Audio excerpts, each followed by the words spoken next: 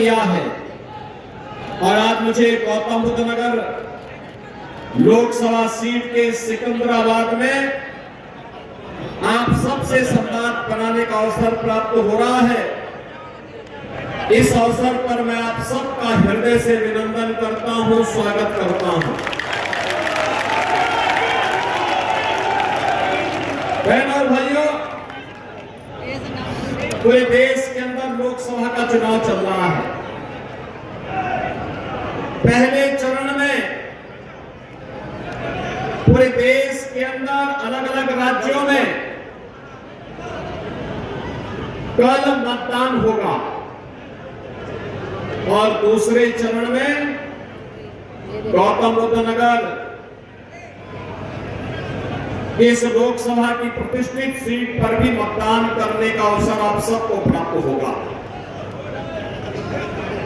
बहनों और भाइयों,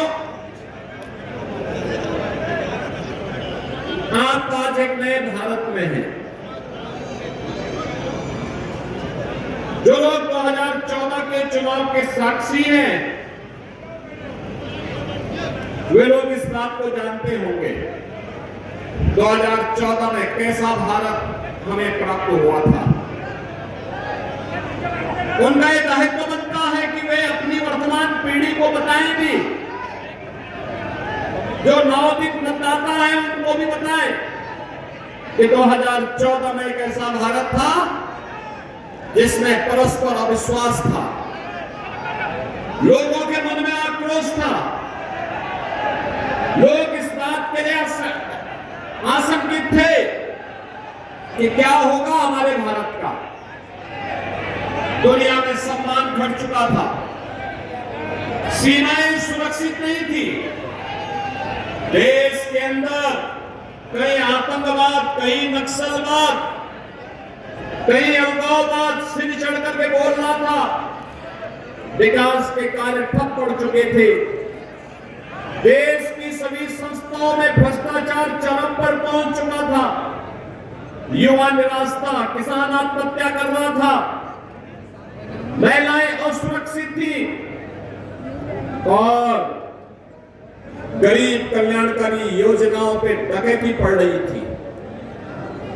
बहनों और भाइयों, हमने बदलते हुए भारत को देखा है। 10 वर्ष में दुनिया में सम्मान बढ़ा है, सीमाएं सुरक्षित हुई हैं, नक्सलवाद और आतंकवाद की समस्या का समाधान हुआ है।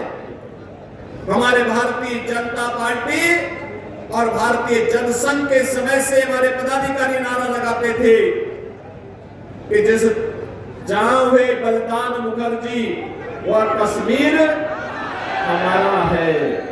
लेकिन बहनों और भाइयों, डॉक्टर श्यामा प्रसाद मुखर्जी जी का बलिदान कश्मीर में 2 विधान, 2 निशान और 2 प्रधान की व्यवस्था को समाप्त करने के लिए हुआ था। और कांग्रेस ने समस्या दी थी जिसने आतंकवाद फैलाया न जम्मू कश्मीर में, न केवल बल्कि पूरे देश को आतंकवाद की चपेट में ला लिया। रोज विस्फोट होते थे, निर्दोष लोग मरते थे, व्यापारी तबाह होता था, परिवार के परिवार तबाह हो जाते थे और एक कांग्रेस के लोग तमाशबीन बने रहते थे। एक भी बार ये लोग आतंकवाद के खिलाफ बोलने को तैयार नहीं थे। और बहनों और भाइयों, आज आप देख रहे होंगे कश्मीर में धारा 370 समाप्त हो गई। महिलाओं की गरिमा की रक्षा करने के लिए 3 तलाक की कुप्रथा समाप्त हो गई।